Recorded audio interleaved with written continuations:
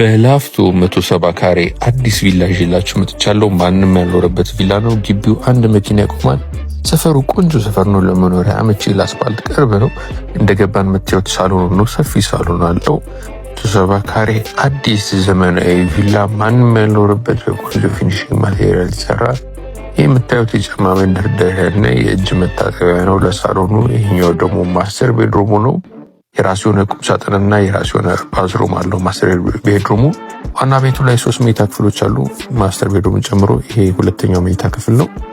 ከዚህ እንደወጣን ደግሞ 3ኛው መኝታ ክፍል እናገኛለን። ዋና ቤቱ ላይ የሚገኙ ኮመን ባዝሩም እዚህ ጋር አለ። ሰርቪሱ ላይ ትራዲሽናል ኪችን እና 2 የሰርቪስ ክፍሎች አሉ። ይሄ ኪችኑ ነው፣ ሰፊ ነው። ይሄኛውም 2 የሰርቪስ ክፍሎች አሉ እዚህ ጋር። ዋጋው 25 ሚሊዮን ብር ይባላል። ገዢ ሆናችሁ ደውሉልን። ለዛሬ ነበር ቻው።